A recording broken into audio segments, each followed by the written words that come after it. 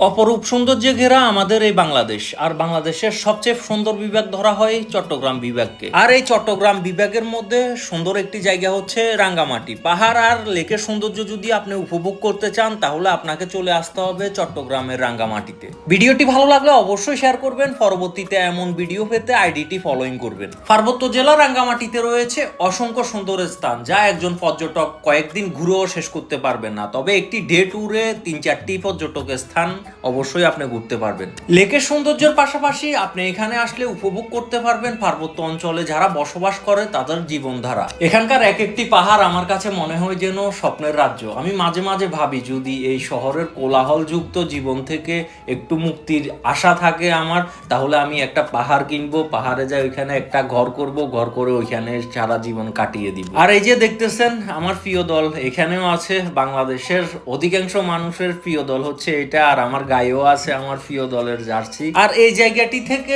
সূর্য অস্তের দৃশ্য দেখা যে কতটা অসাধারণ অনুভূতি, এটা যদি আপনি কখনো আসেন তখন যাই বুঝতে পারবেন। এখন আপনাকে আমি বুঝেই বলতে পারবো না। তাই আমি বলবো এখনই আপনার জীবনে ভ্রমণের উপযুক্ত সময়, বর্তমানকে সময় দেন। অনেকে আছে অতীতের জন্য বসে থাকে, আসলে অতীত বলতে কিছু নেই, একটু পরে কি হবে এটা আমরা কেউ জানি না।